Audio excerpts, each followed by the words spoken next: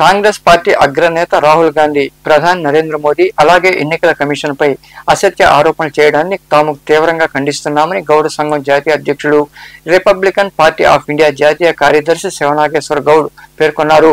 గూడూరు పట్టణంలో ఏర్పాటు చేసిన మీడియా సమావేశంలో ఆయన మాట్లాడారు. రిపబ్లికన్ పార్టీ ఆఫ్ ఇండియా జాతీయ కార్యదర్శి శివనాగేశ్వరరావు గౌడ్ గూడూరులో సమావేశం నిర్వహించారు. ఈ సమావేశంలో ఆయన మాట్లాడుతూ దేశాభివృద్ధికి నిస్వార్థంగా సేవలందిస్తున్న ప్రధాని నరేంద్ర మోదీపై ఎన్నికల కమిషన్ గురించి కాంగ్రెస్ పార్టీ నేత రాహుల్ గాంధీ అసత్య ఆరోపణలు చేస్తున్నారన్నారు. ప్రపంచ దేశాల్లోకెల్లా భారతదేశాన్ని నెంబర్ 1 స్థానానికి తీసుకెళ్లేందుకు మోదీ ఎంతో శ్రమిస్తున్నారని తెలిపారు. ప్రపంచ దేశాలే ఆయనకు ఎంతో గౌరవం ఇస్తున్నాయని వెల్లడించారు.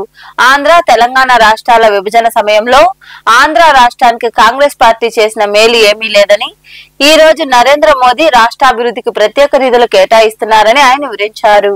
కాళహస్తిలో స్వామివారి దర్శనం చేసుకుని మార్గం మధ్యలో ఈ రోజున మరి గూడూరులో ఉన్న కార్యకర్తల సమావేశం హాజరవడం జరిగింది. అందులో భాగంగా ఈ రోజున కేంద్రంలో ప్రధాన ప్రతిపక్ష నాయకుడు అయినటువంటి శ్రీ రాహుల్ గాంధీ గారు గౌరవనీయులు భారతదేశ ప్రధానమంత్రి శ్రీ నరేంద్ర మోడీ గారి మీద, అదే విధంగా భారత ఎన్నికల కమిషన్ గారి మీద అసత్య ఆరోపణలు చేస్తాం, మేము ఖండిస్తున్నాం. ఎందుకంటే ఈ రోజున మరి భారతదేశం కూడా కాకుండా ప్రపంచ దేశాలు కూడా ఒక నాయకుడిగా గుర్తించినటువంటి మహానుభావుడు శ్రీ నరేంద్ర మోడీ గారు. మరి అటువంటి మహానాయకుడిని పట్టుకొని ఎటువంటి స్వార్థం లేకుండా నిస్వార్థంతో ప్రజాసేవలో భారతదేశానికి ఒక మంచి నాయకుడిగా ఉన్నటువంటి శ్రీ నరేంద్ర మోడీ గారి మీద విష సత్య ప్రచారం చేయడం దుర్మార్గమైన చర్య. ఎందుకంటే నిజంగా ఆయన నరేంద్ర మోడీ గారు అనే వ్యక్తి అక్రమాలుగా పాల్పడితే ఈ రోజున భారతదేశంలో బీజేపీ ప్రభుత్వానికి 450 పార్లమెంటు స్థానాలు వచ్చాయి. మరి ఆయన నిష్పాక్షిపతిగా చేయబట్టి ఈ రోజున భారతదేశంలో 240 సీట్లు మరి రావడం జరిగింది. ఒక్కసారి ఆలోచన చేయండి. అదే విధంగా మరి ఈ రోజున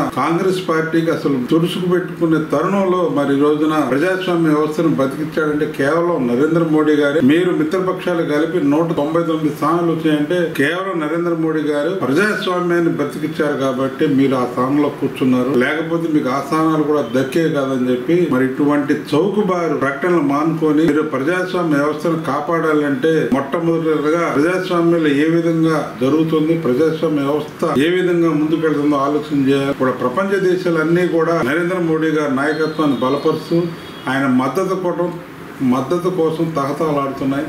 మరి అటువంటి తరుణంలో మీరు ఈ విధంగా అక్కడ జంతర్ మంతర్ దగ్గర ధర్నాలు చేసి మరి ఆ ఎలక్షన్ ముందు ధర్నాలు చేసి చేయటం తప్పది. మీరు ఏదైనా ఉంటే కూర్చొని మాట్లాడదాం రమ్మంటున్నారు. నిజంగా కానీ జరిగితే చీఫ్ ఎన్నికల కమిషన్కి విశేష అధికారాలు ఉన్నాయి. భారత పార్లమెంటును రద్దు చేసే అవకాశాలు ఎక్కువగా ఉన్నాయి. ఎందుకంటే రాష్ట్రపతి ద్వారా. అందువల్ల ఏంటంటే అవన్నీ తెలియకోకుండా చిన్నపిల్లాడిలాగా మరి 4 సార్లు 5 సార్లు పార్లమెంట్ మెంబర్గా ఉండి. ఈ సమావేశంలో నాయకులు మిరియాల వెంకటరామయ్య, శ్రీనివాసులు గౌడ్, మోహన్, శ్రీరామ్ తదితరులు పాల్గొన్నారు.